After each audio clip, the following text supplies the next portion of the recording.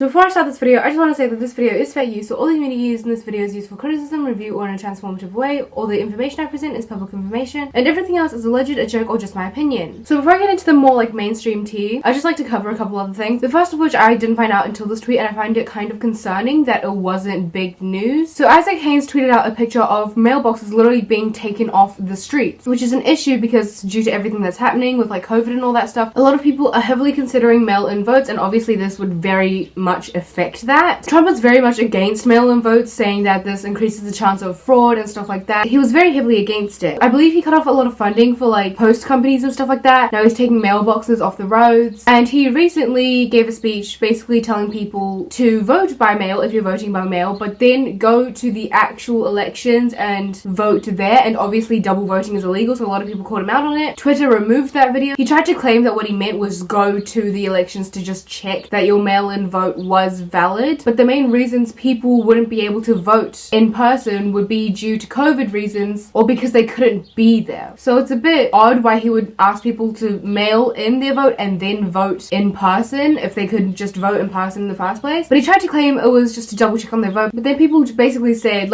actual people with jobs and qualifications in areas related to this basically said that you don't need to go there in person to check that your vote was valid. There are many other ways they could do that at home, and going there in person again could increase the chance of spreading COVID. And it was just a bit ironic how he was essentially just encouraging people to do the thing that he was afraid would mess up the elections in the first place. Arkansas also just passed a law that will let rapists sue victims who want an abortion. Oklahoma Republican declares that rape is the will of God. A man who raped a 12-year-old was awarded joint custody of her child. And North Carolina's sex assault laws state that once a sex act has begun, you cannot withdraw consent, and that state lawmakers are considering a bill that would change criteria for consent. And that is terrifying. Reports found that 93% of Black Lives Matter protests in the US were peaceful, and that only 222 of the 7,750 protests were not peaceful. The report further states that for those considered violent, the upheaval was largely confined to specific blocks rather than dispersed throughout the city. And despite the fact that more than 93% of Black Lives Matter protests have been peaceful, 42% of the population believe that protesters are trying to incite violence or destroy property. Quote, research indicates that this disparity stems from political orientation and biased media framing. The demonstrations are also being increasingly met with violence by government forces, non-state groups, and counter-demonstrators across the US. And I don't really know how to say her name, but Monroe Bergdorf tweeted out saying, even if somebody does have a criminal record, the police are not paid executioners who can take it upon themselves to shoot somebody in the back 7 times at point-blank range. It is not up to the police to play court, judge, jury, and executioner. It is not their job. Furthermore, white gunmen frequently commit mass murder, notably school shootings. The police managed to detain them without a scratch, yet alone 7 bullets in the back or crushing their windpipe with a knee on their neck. So yeah, the world's a mess. Well, I'd say America's a mess. There are little bits of flaming garbage that are hitting other places, but it's all coming from the US. So now onto the tea. Megan Thee Stallion confirmed on an Instagram live that Tory Lorez was the one who shot her in the feet. She originally told the police that she had just gotten injured from glass and that there was no gunshots or anything because she was scared that pretty much everybody in the car got hurt because they were a group of black people. Yes, this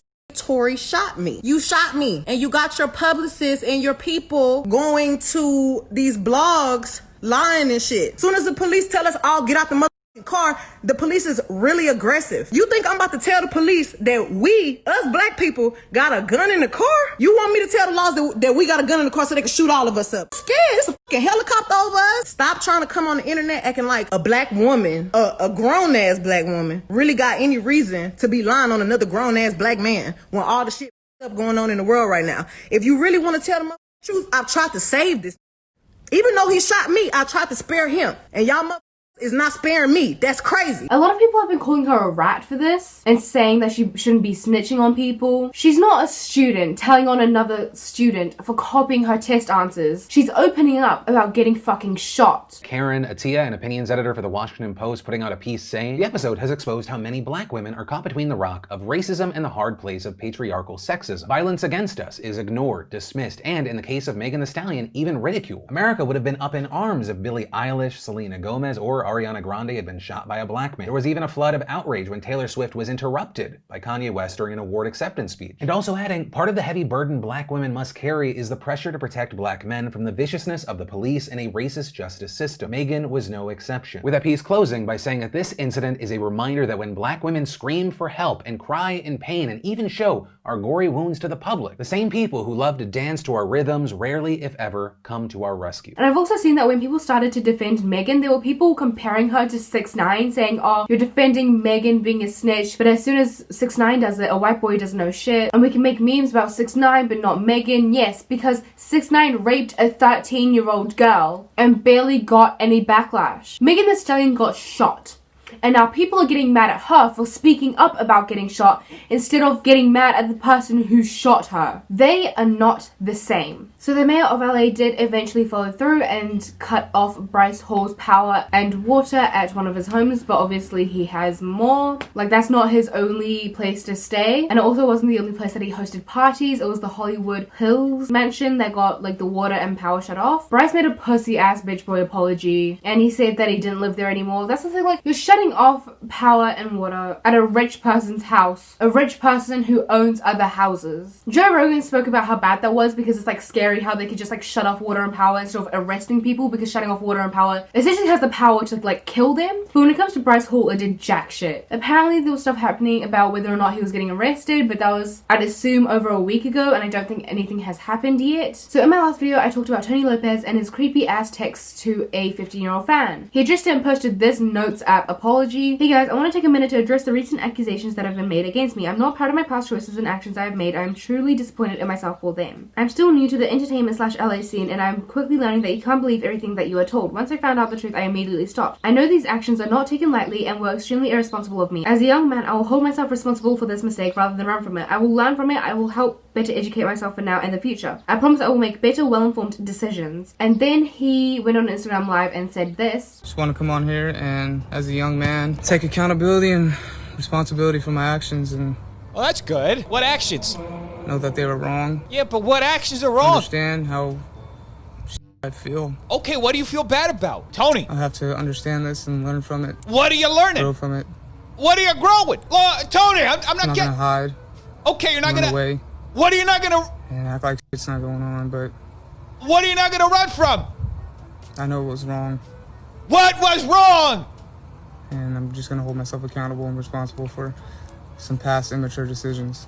What are those? Folks, this is the best taking accountability video that completely fails at taking accountability. He said in his apology that as soon as he found out the truth, he immediately stopped and that you can't believe everything that you hear. And he never specified what any of that was referring to, but I would assume that he's talking about her age, which is just not true, because there have been screenshots from their conversation on Instagram before they moved on to Snapchat where he said, "Why do you have to be so young, lol?" That was literally his last text to her before he asked for her Snapchat. So he knew about her age and he still proceeded to send all these creepy things to her. So, not the best response, just in my humble opinion. Just admitting to sending inappropriate and sexual things to a minor and then apparently asking them to send things back as well. And your response to this is, sorry, I'll try to do better. Also, it's because I'm new to LA. I don't know why he chose to post this notes apology. If I was his publicist, I would have literally laughed in his face. But yeah, I doubt he's going to get any repercussions for this. He's a TikTok star on straight TikTok, so none of his fans are going to care. The next thing I want to talk about is Rosanna Pansino. Not necessarily her specifically, well, yes, her specifically, but it's also a thing that affects many other big creators, and I'm assuming it also affects like small creators as well. But I'm just going to give an example from her. I've talked about this before regarding James Charles, but she tweeted out saying, "Please stop coming to my house. We are in the middle of a global pandemic and it's putting my family's health at risk. My mum is older and living with me. I've already lost my dad this year and don't want to lose my mum too. Multiple people have showed up this week without even the courtesy of wearing masks. One family even harassed my neighbor. If this continues, I'm going to have to move. Please have common decency. From the bottom of my heart, I am grateful for every person who has shown me love and support. I am very social and love meeting new people, but everyone deserves to feel safe in their own home." Which is so true. Showing up to somebody's house is gross enough as it is, unless it's somebody like Jake Paul or the Hype House who like give away their address and let people come to their house so that they could like have fun with their fans or whatever. But other than that, it is gross, especially when they publicly say that they are not comfortable with this, because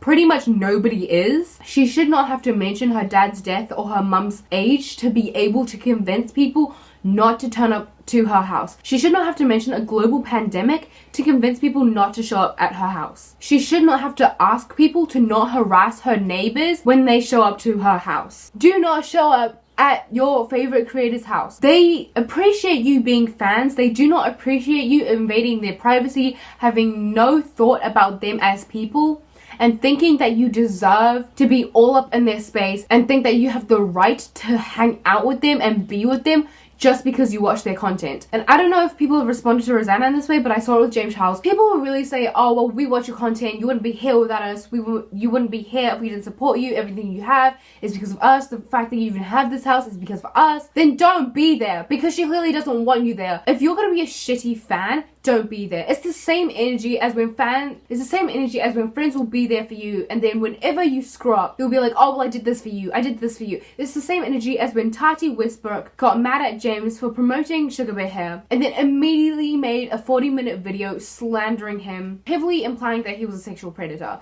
It is that exact energy. She does not owe you jack shit. She is giving you her content for free. She is doing this essentially for free. Yes, she might have ads on her videos. That doesn't mean you're not watching them for free. Do not be an asshole. Respect her privacy. Respect the fact that she is a human being who wants to feel safe in her own home. So the next thing I want to talk about is Bella Thorne, who recently made an OnlyFans account. Some people thought it was a really good thing, like when Cardi B announced that she might come onto the platform because it would bring the platform more clout and get small creators a larger audience and stuff like that. But then she charged a lot of money for her content. I believe it was like $200, and they weren't nudes.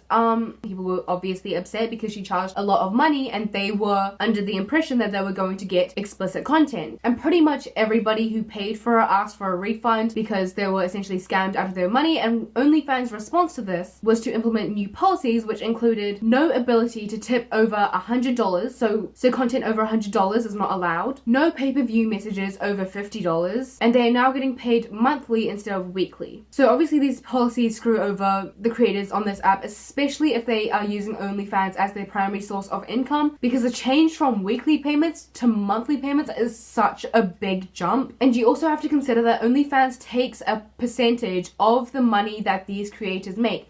So if they are uploading very explicit content, it might not be worth the under $50 or the under $100 that they are going to get paid. A lot of people were upset about the fact that she joined because she's already a very, very wealthy celebrity and she's basically like hoarding money and wealth at this point and screwing over people who need this platform for survival and taking away attention from small creators that do need this app to her who very much doesn't. I don't think it's my place to say whether or not she's like allowed to join it. I'm not on OnlyFans and I'm not primarily depending on OnlyFans money to make my money. But she did tweet out a pretty fucking lame apology. I don't really think of the apology as an apology. I think of it as damage control. I read it and I just thought she's not really apologizing. She's painting herself in a better light. She basically said, I went on OnlyFans to bring attention to these creators. I went on OnlyFans to make a documentary about these creators. And then she ended it by saying, if you are a small creator on OnlyFans, drop your username or whatever the fuck they use and I will shout you out so that you could get a bigger platform.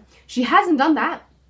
Just hasn't done that. It's been a week. Why didn't Bella Thorne get the repercussions? Pretty much everybody on the platform got screwed over except for her. She was the one that fucked up. She was the one who scammed people out of their money and she got nothing. Like, yeah, these restrictions affect her as well, but she doesn't care, or at least she shouldn't care because she is rich. She doesn't need $100 from anyone ever. But these smaller creators who are doing these things for survival do need this. The last thing I want to talk about is Tyler Joseph, who tweeted out, you guys keep asking me to use my platforms, feels good to dust these bad boys off. And a lot of people had issue with this tweet because they were asking him to use his platform for things like Black Lives Matter and stuff like that because he hadn't said shit about any of this or anything that's been going on in the world. And also these platforms that he's wearing are from Dolls Kill, which is also an unethical company. He proceeded to tweet about mental health and suicide prevention awareness week, which is all fine and dandy, but still refusing to say that Black Lives Matter. And then he tweeted out, this isn't a notes app moment. I'm doubling down on my platform tweet. It was fantastic. Again, a lot of people had issue because does he not care about black people dying for no reason? And then he finally tweeted out saying, my tweet wasn't supposed to be about human rights, so in case you are wondering where I stand, Black Lives Matter. I just wanted to take a moment to raise awareness about something else that has meant a lot to me for a long time. But now I see that there is no room for that right now. Really? Because we all thought that we could focus on two things at once, but clearly you could, and black lives can have their lives on hold permanently because they're dying or whatever. But let me talk about this issue that we could also focus on to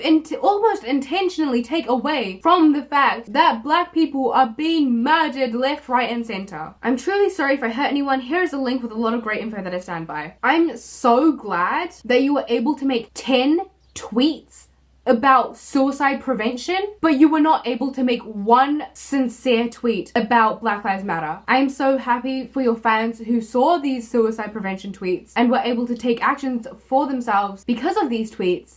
But you're a fucking asshole. People responded to his half-assed Black Lives Matter tweet and said, you trying to make your fans feel bad because you wanted to ignore black people to discuss something else when you could very well have discussed both is disgusting. Do better. There are young people who look up to you. They deserve better. Exactly. This dude made like 20 tweets in 2 hours about suicide awareness. He couldn't post one thing about Black Lives Matter in the past 6 years until he was pressured into it. And on top of that, he tries to guilt trip people and uses mental health as an excuse. I am disgusted. The bare minimum. Finally. And a lot of people responded to that and said maybe he wasn't comfortable tweeting about Black Lives Matter. He just wasn't comfortable. Like, not everyone's comfortable with these things. The only people who aren't comfortable with these things are racist. There's no reason you should not be able to say Black Lives Matter without feeling uncomfortable. So he wasn't uncomfortable with saying Black Lives Matter, but he was comfortable with making a joke about it. Yeah, that makes sense. Maybe Tyler should stop making insensitive jokes that he knew would upset people and then try to manipulate his fans into forgiving him. But okay, Faith. He mocked people, asking him to spread awareness for Black Lives Matter. Literally, you should have done this from the beginning. We don't care about your damage control because you already showed that you don't care. Okay, Bare Minimum King, we forgive you. See, guys, he ended racism. This you? How about you donate? He literally has $16 million. I'm angry. Don't act like you care when it's obvious you don't. And then somebody responded to the if you guys were offended or if I hurt you guys kind of bit and said, if, there is no if, you did. I'm not going to speak on your behalf or anyone else or try to speak over anyone, but we just need you to listen to us, please. It wasn't the time for joking when people who look up to you so much need you to support their community as they're actively being targeted and killed every day. My disappointment with Tyler Joseph runs deep tonight. As somebody who has spent endless hours and dollars on his music over the last 5 years, to see him not only mock, but in his own words, double down on staying silent on bigger issues is truly disheartening. Do better. Black people are literally dying for no fucking reason, and he gets on here and does that. If he didn't want to use his platform, whatever, but to get on here and be disrespectful is another thing. Nobody is mad that Tyler Joseph is talking about suicide awareness or even that he wasn't using his platform in the first place. People are upset because he got on here and mocked his fans that were asking him to speak up and then said he's not sorry about it. D'Angelo Wallace tweeted out saying, it's the gaslighting for me. Rock on, Tyler Joseph. I can tell you're a star because you're acting denser than one. Context. Nobody was asking you to tweet about Black Lives Matter instead of mental health. They coincide. Please read something deeper than your song lyrics. Tyler Joseph has now led to gaslighting a fan base full of young teenagers. This is truly a new low. He would rather threaten to kill himself than apologize for a tweet. Disgusting. I scrolled a little further down and found out a couple other things. His brother is a Trump supporter, right? His whole family probably supports Trump, which means he probably supports Trump. So if he's going to use his platform, it's going to be for Trump. So unless that's what you guys want to see, I don't think he's going to use his platform. I'm apolitical, turns out to be right-wing. I wouldn't be surprised at this point. His latest tweet is so gross. So he's a closet conservative. So in conclusion, fuck Tory Lorez, fuck Bryce Hall, fuck Tony Lopez, fuck the fans that keep turning up to Rosanna Pansino's house, fuck Bella Thorne, and fuck Tyler Joseph. So that's all I have for you guys today. If you liked this video or if you liked me, make sure to like and subscribe. If you didn't like me, make sure to get in contact with my teachers because I bet you'll have a lot in common. And make sure to stay safe and stay hydrated.